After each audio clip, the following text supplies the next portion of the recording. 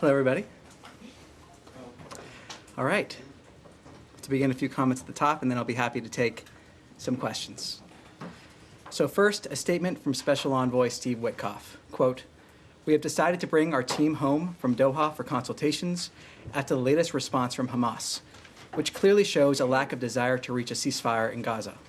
While the mediators have made a great effort, Hamas does not appear to be coordinated or acting in good faith. We will now consider alternative options to bring the hostages home and try to create a more stable environment for the people of Gaza. It is a shame that Hamas has acted in this selfish way. We are resolute in seeking an end to this conflict and a permanent peace in Gaza." This week, the United States is advancing a bold and proactive foreign policy that reflects our enduring commitment to peace and security and prosperity for the American people. Deputy Secretary of State for Management and Resources, Michael Regas, is traveling to Seoul and Manila to strengthen the department's operational posture and deepen our partnerships in the Indo-Pacific, a region central to America's strategic and economic interests. His visit builds on the administration's vision of a free, open, and secure Indo-Pacific. As the White House announced earlier this week, the United States is making significant progress on 3 major trade initiatives in the Indo-Pacific, reflecting our deep commitment to advancing economic prosperity and long-term security across the region. President Trump announced a landmark economic agreement with Japan, one of our closest allies and one of our most important trading partners. This historic deal underscores the enduring strength of the U.S.-Japan relationship and advances the mutual interests of both nations. The United States and Indonesia also reached a framework for negotiating an agreement on reciprocal trade. This framework is an important step toward expanding bilateral economic ties and will help unlock new opportunities for exporters in both countries. And on Tuesday, President Trump welcomed President Ferdinand Marcos Jr. of the Philippines to Washington. During the visit, the United States and the Philippines concluded a trade agreement that will reduce tariffs and expand market access, further deepening our economic partnerships with a key ally. Together, these agreements highlight the United States' sustained leadership in the region and our strong partnership with Indo-Pacific allies and partners. We're also gravely concerned by the escalating violence along the Thailand-Cambodia border and deeply saddened by reports of harm to civilians. The United States urges an immediate cessation of hostilities, protection of civilians, and a peaceful resolution of the conflict. And with that, I'll take some questions. Yes? Thanks, Tommy. The Special Envoy's statement, does that suggest that the U.S. is pulling out of any sort of negotiating role in the Gaza ceasefire talks? What are these alternatives? Well, look, ultimately the statement speaks for itself, but the question has never been our commitment to a ceasefire. The question has been Hamas's commitment to a ceasefire, and that has been made clear by the Special Envoy's statement, the fact that we have entered in good faith in trying to reach an end to this conflict. And as the Special Envoy said, we remain dedicated to trying to see an end to this conflict. But will you work within the parties, Qatar, Egypt, for example, in the Doha format? Will you return to that, or are you pulling out entirely from this format? Well, look, again, I refer you back to this statement. This is a very dynamic situation, and ultimately, again, to reinforce, the question here has never been our commitment to try to get a ceasefire. We've seen that engagement. The question here has always been Hamas's commitment to a ceasefire or willingness to get there. And can you give us any examples of the alternative options that Witkoff references in his statement? At this point, I have nothing to preview. Yes? Thank you. Just following up on that, what about the response from Hamas specifically made the administration feel that they were not acting in good faith? Well, look, these are sensitive diplomatic conversations. We'll see in the days ahead as we proceed here. Ultimately, the Special Envoy's statement speaks for itself, but I think the broader context here is also important. The fact that we have seen Hamas first break that ceasefire that existed on October 7th, then break another ceasefire, and then here, as the Special Envoy makes clear, not acting in a way in order to achieve a ceasefire again. So to reiterate, the question has never been our commitment to a ceasefire. It has been Hamas's. They have shown that again and again and again, and have just shown it once again. And this decision comes as dozens of people have starved to death in Gaza in the last few weeks as a wave of hunger is hitting the home plate. The WHO said yesterday that 21 children under the age of 5 were among those who died of malnutrition so far this year, and more than 100 organizations have called for the lifting of all restrictions on the flow of aid and all land crossings to be opened and the restoration of a UN-led humanitarian response. Given this decision today, is the U.S. considering any other steps to increase the flow of aid to Gaza? Are you talking with Israel about them taking any other steps? How do you move forward on the aid? Well, look, ultimately what we have seen us do is the delivery of close to 90 million meals into Gaza during a war zone. The ability to deliver that aid in a way where it is not being looted by Hamas. That is what we have seen. We are, of course, aware, and of course, we want to see end the devastation that has taken place in Gaza. That's why we have seen this commitment to get aid to the people who need it in a way where it is not weaponized by Hamas.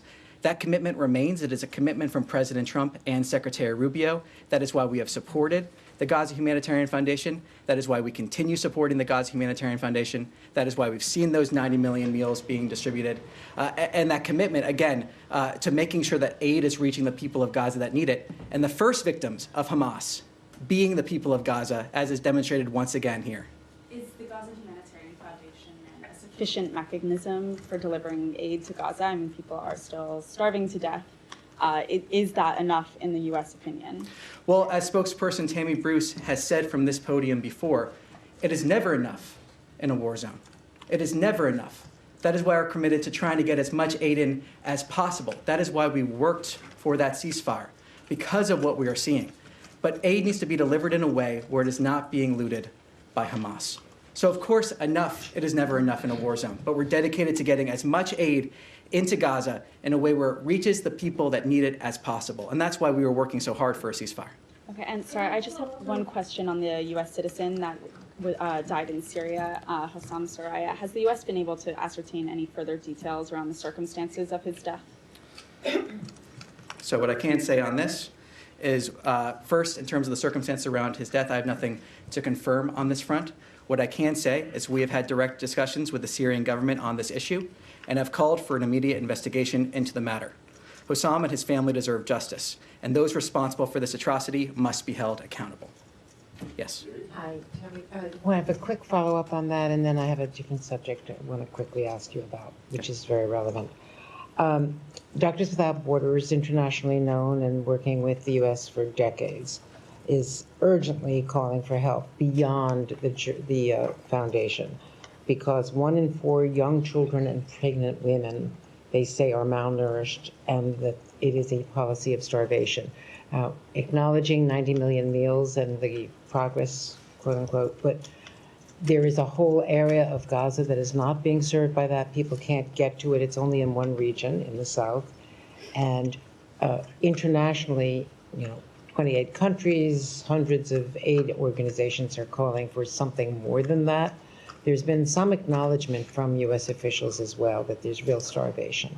So is there any, now that the talks have collapsed and so that there's no immediate ceasefire that might relieve the pressure, is there any alternative that the State Department would begin looking at? And then I have just one other follow-up. Well, a couple points. First, it is progress to see 90 million meals. That is, yes, and that is progress, and I think it is worth applauding, especially given the circumstances under which those meals were able to be delivered. I think another important context of this is that the first victims of Hamas are the people of Gaza. Of course, they're not the only victims. Well, that's what we're talking about. Yes, on October 7th. The atrocities that we saw there, many victims of Hamas. We remain dedicated to getting aid into Gaza to the people that actually need it, and we've called from this podium other entities to step up and working through this mechanism in order to deliver aid to the people of Gaza without it being subject to looting by Hamas. Well, they're volunteering, but they can't get past the border. That's the problem. We're calling for conversations with the Gaza Humanitarian Foundation, with under entities, through this mechanism. We've seen the food being delivered. It's also fuel for the hospitals, where the incubators are now taking multiple children. We are incredibly aware of the humanitarian catastrophe that is happening there. That is the dedication you have seen from the President, the dedication you've seen from Secretary Rubio. Every single day, we have conversations here at the State Department. Every single briefing, we have conversations here about getting aid into Gaza. It is a dedication of this administration. That's why we've seen the 90 million meals, the support of that effort from this administration. So, of course, we want to see as much aid getting into Gaza as possible in a way that is not being looted by Hamas. And this mechanism, the Gaza Humanitarian Foundation, has been a way to do that. So we're calling for additional support of that foundation to deliver that aid. Okay, let me ask you this other question, though, because there is a lot of reporting, New York Times and elsewhere, about planned cuts in PEPFAR going forward. Now, just last week, Republicans led the way on the Hill in carving out the clawback that was proposed in PEPFAR and in continuing the program and expanding it beyond some of the contracts that were frozen under DOGE. Can you give us an update, a status update on where the State Department's thinking is on PEPFAR going forward? Well, Secretary Rubio has stated that PEPFAR is an important and life-saving program that will continue. That dedication continues. That has been clear from the Secretary. The Secretary has made that clear. I will take a step back when we're talking about aid programs in general. Part of the new vision of this administration when it comes to aid is looking at recipients of aid, or at least the communities, as allies and partners, not those that are dependent on this aid. And in the long term, working towards a scenario where we have the same needs being provided by local partners or other entities is part of that long-term effort when we're talking about aid in general. So PEPFAR, though, now is an important and life-saving program that will continue. Secretary Rubio has made that clear. And just to quickly follow up, some countries have moved towards taking ownership, South Africa, for instance, countries that are capable, but in conflict zones like Haiti, like Sudan, like Southern Sudan, like Somalia, and several other countries involved. Is there a plan to continue it until countries can stand on their own 2 feet? Well, look, what I can say now is that PEPFAR, as I just said, that important and life-saving program that will continue. That's what our policy currently is here. Again, talking about that longer term, when we're talking about aid in general, is when we're talking about those local institutions being able to fulfill a lot of those needs, looking at people as trade and allies, not as those that are dependent on aid. That's a broader aid vision that is from this administration, but when it comes to PEPFAR, as I said, that it will continue. Yes. Thanks, Tommy. The United Nations Security Council yesterday, the US was isolated in its position when it comes to the humanitarian situation in Gaza, support for the GHF. We've had the UK Prime Minister in the last hour saying the situation in Gaza is unspeakable and indefensible. We've had more than 100 humanitarian aid agencies saying that this system is creating the conditions of starvation. You have desperate Israeli hostage families who have been for weeks pleading with the Prime Minister of their country to do this deal. The US is the only power that has the leverage and the pressure to try and make that happen from the Israeli side. There is clearly a gap between Israel and Hamas. It's been there for a long time.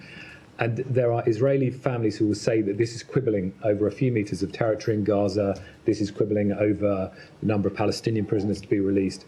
And the US could put the pressure on to move these two sides closer together.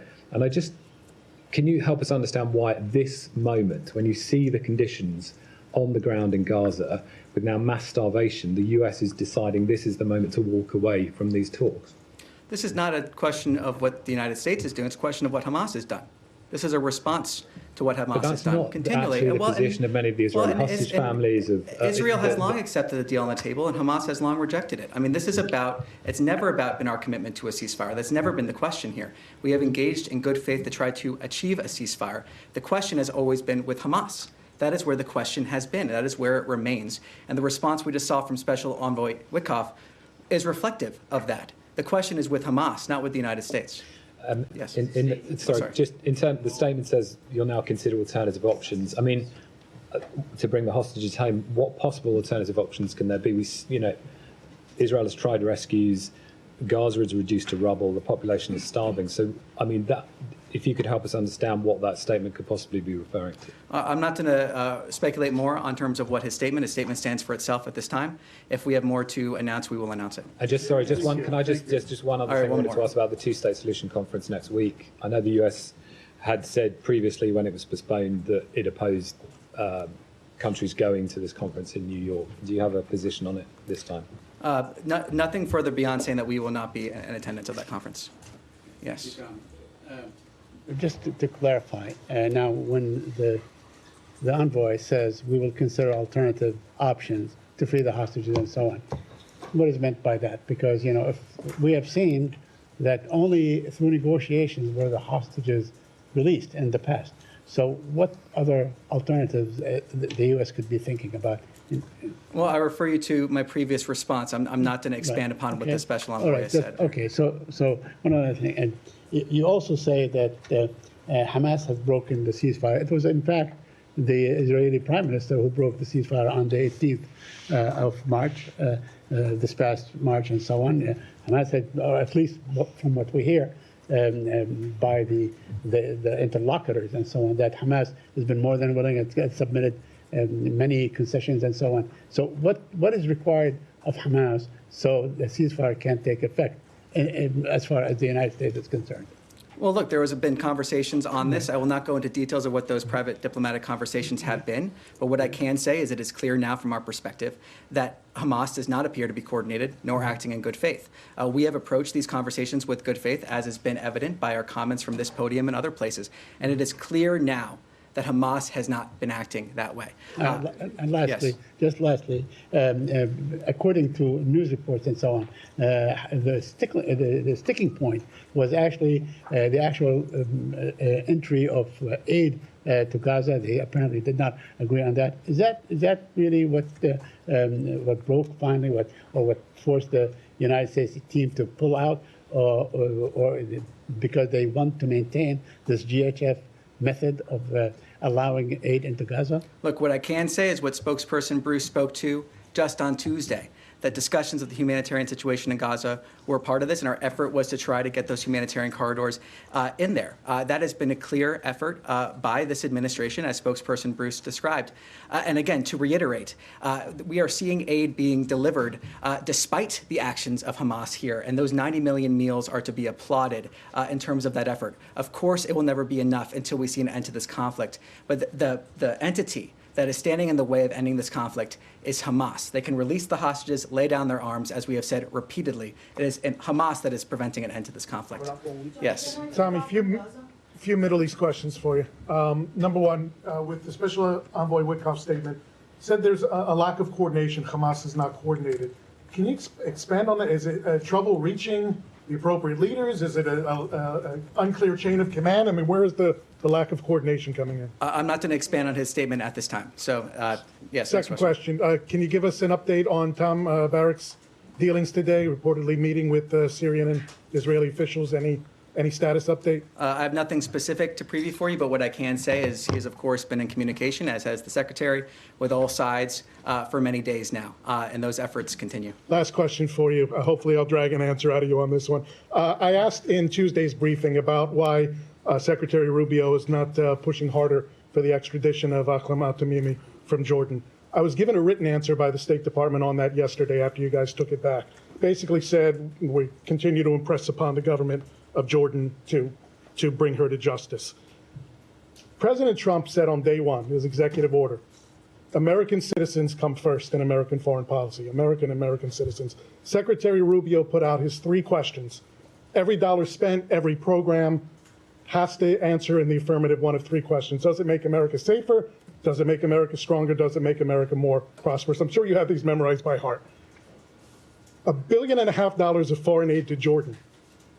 How is it conceivable that Tamimi is still there and any of that falls under these dictates of what American foreign policy is supposed to be, with 3 dead Americans in Tamimi's hands? Well, on your first point, I mean, to reiterate what we provided to you, the United States has continually emphasized to the government of Georgia the importance of holding Alman al-Tamimi, the convicted terrorist released by Israel in a 2011 prisoner swap, accountable in a U.S. court for her admitted role in a 2001 bombing in Jerusalem that killed 15 people, including 3 Americans.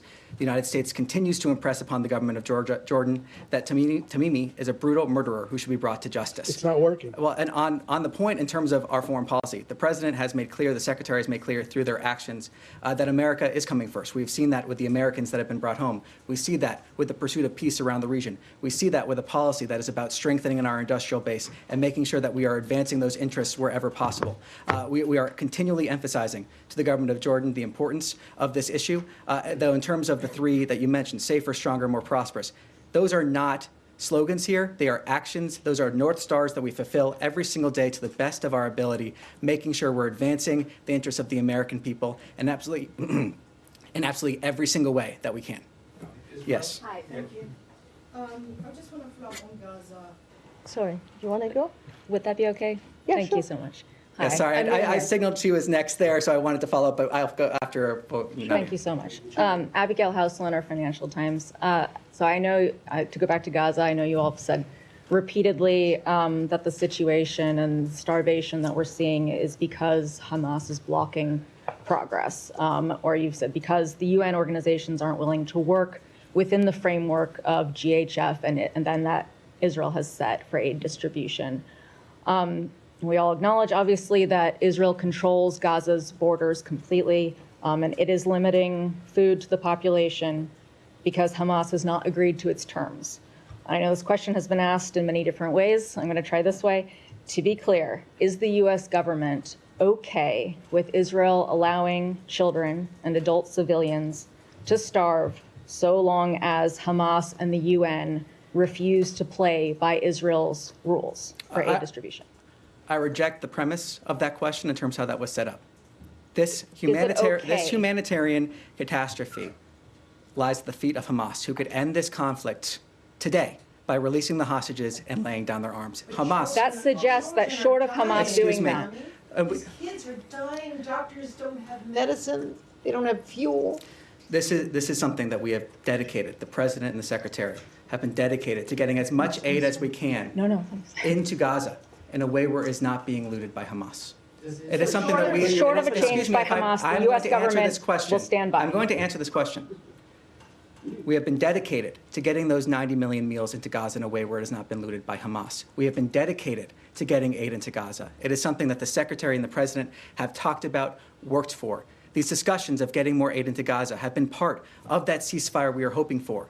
But again, the blame of this lies at the feet of Hamas, and that is the fact of the matter. Short of Hamas doing something, changing its behavior, the U.S. government will allow the situation to proceed as is. The U.S. government is supporting an effort to get 90 million meals into Gaza. The U.S. government is supporting an effort to get as much aid as possible to the people that need it without it being looted by Hamas. That is the actions of the U.S. government in terms of supporting that effort, and we call on others to support that effort to get as much aid as we possibly can. Of course, it will never be enough. It is something we are continually working for, to get more and more aid in what ways we can without being looted by Hamas every single day. Last question. Has President Trump seen images of the children or other civilians starving recently this week? What I can speak to is President Trump's comments before that he has said publicly about wanting to get aid into Gaza. Yes. Thank you. The criticism against the Gaza Humanitarian Foundation is basically controlled by Israel. It's designed by Israel, is controlled by Israel, and therefore is weaponizing the food against the Palestinians. Where before the creation of the GHF, it was 400 points where people can access the food. Yesterday, the Jordanians managed to get 110 aid trucks, including baby formula and including flour. They work with WFP and they work with the World Central Kitchen. So there's an alternative to the GHF. Why can't the U.S. allow other countries to use this kind of method, especially in northern Gaza? Because the 4 points where the GHF is concentrated in the south. So people from the north cannot come to the south. So why can you encourage this method? I flat out reject your characterization of Israel weaponizing aid. The only entity that has been weaponizing aid has been Hamas. Through the looting of aid, the weaponization of this population. Can you say both? What we have seen is an effort from the United States government, like I said, to get 90 million meals into Gaza during a war zone. We saw efforts. But that's not enough. We saw efforts to get to a ceasefire that Hamas has decided not to act in good faith to achieve. That is the reality here, and we're continuing to try to get aid into a war zone that exists only because of Hamas. The war zone exists only because of Hamas, who could end the conflict tomorrow, who is weaponizing aid against the Gaza population. The first victims, as we've said, are the Gaza population. Okay, I have one more question. I want to ask a question on behalf of journalists in Gaza. You and other spokespeople behind this podium, they always talk about the freedom of expression, the value of our work. Our correspondents, including my own of Al Arabiya and my colleagues of AFP and every other journalist in Gaza, are unable to do their job because they are starving. They don't have food. How can you allow this to happen? And you tell us and tell everybody else that the work of journalists is vital, especially in a war zone. And yet you're now saying that it's Hamas who's controlling the food, and therefore we can't do anything about these people. What I'm saying is Hamas is... How can you help them? How can you what help I'm saying journalists first on that front, zone? in terms of the food, is that Hamas, through looting the food, has led to weaponization. They are weaponizing aid when they are able to. We have a system in place attempting to get as much aid into Gaza as possible in a way where it is not being looted by Hamas. That is the reality that we're seeing. That is the reality that we're pushing for, trying to get as much aid in there as we possibly can. Yes. Does the State Department have an official assessment of what the humanitarian or the food situation is? Is it famine? Is it mass starvation that we're seeing? Is there do you have an assessment? Well, I can say that we are acutely aware of the humanitarian situation on the ground. In terms of a specific assessment, I have nothing to preview on that front, but we are acutely aware. Is it something you're looking into? Well, we are very much aware of the humanitarian disaster that is there. We're very much aware of it. That again goes back to the commitment of why we're trying to get aid into Gaza. And quickly, because I have something on Syria, but just you keep referencing the 90 million meals. That's since May 27th for 2.1 million people. I think assessments suggest if that number needs to be closer to 350 million meals in order to get these people the food they need. So that's a big delta, obviously. What can be done short of assigning complete blame to Hamas? What can be done to improve GHF's ability to get food? Well, from the beginning, when this started, we did see a ramp up in terms of the food that they've been able to deliver. We also saw efforts from this administration, support for this Gaza Humanitarian Foundation. And the hope is that we'll have other entities supporting this mechanism as well so that we can deliver as much food as possible. It will never be enough. We're working every day to get as close as possible, but it will never be enough because of the situation on the ground. That is not an excuse, but that is the reality we are dealing with. And we are working every single day to get as much food to support those efforts as we possibly can because of our recognition of the disaster on the ground, because of the humanitarian catastrophe. Every single day working towards that. And just on Syria really quickly, do you think after the recent violence that the administration should perhaps rethink its willingness to lift all sanctions? Well, the President Trump announced sanctions relief for Syria on May 13th to give all Syrians a chance at a peaceful and prosperous country. Syria is at a critical juncture, and we are looking to the Syrian government to lead on next steps. Yes. Thank you. Just sticking on the Gaza Humanitarian Foundation quickly. Are you able to say whether you know whether the Gaza Humanitarian Foundation distributes food that is high nutrient, high protein, the food that is needed for children in particular that have now reached starvation point? Can you confirm whether the US government knows whether that type of food is being distributed by this organization that you have said a few weeks ago the US government is now going to support? Well, I know that we have details in terms of what food they're providing. Let me take that back to get you the exact details on that. Thank you. I just want to check because you're reiterating 90 million meals. Is the US government aware of any mechanism that is being used by the Gaza Humanitarian Foundation to make sure any of those meals are getting to those that are now at the starvation point, to make sure that it is actually finding its way to the hospitals, to the most critical children that need it? Do you have any oversight on that? Does the organization have any control over that? Because it sounds like they only have control over their distribution sites, and once the food leaves, that's it. There's no way of telling where that goes. Well, in terms of the details, in terms of after at least distribution sites, I'll take that back and see if we can get more details on that. Thank you. Yes. Yep. Just to switch topics to Ukraine, do you have any reaction to the talks in Istanbul? And it doesn't seem like there was any much progress. And separately, do you have the Russians reached out to you or offered any response to President Trump's 50-day ultimatum? Well, nothing to preview in terms of that second question. On your first, we are aware that a third round of direct talks took place between the two parties. We support continued calls for a full unconditional ceasefire, Ukraine's continued calls for a full unconditional ceasefire, including the complete halt of all strikes on civilian and critical infrastructure. And we welcome the news that Russia and Ukraine agreed on a further exchange of prisoners, particularly the severely ill and wounded.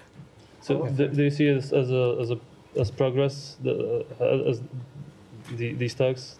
Well, what I can say is we continue to encourage direct talks between Russia and Ukraine in pursuit of a comprehensive ceasefire and eventually a negotiated peace settlement. Yes. Just to follow up on that, the fact that there was no ceasefire on the table and it also was overshadowed by Russian attacks, was it a missed opportunity in your opinion?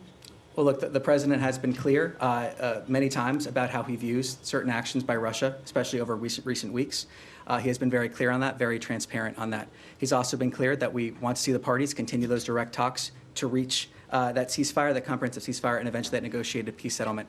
Beyond that, I have nothing further to add. Thanks, Tommy. Also, I also want to get your reaction to the latest reports about China supplying Russia with drone engines under different names.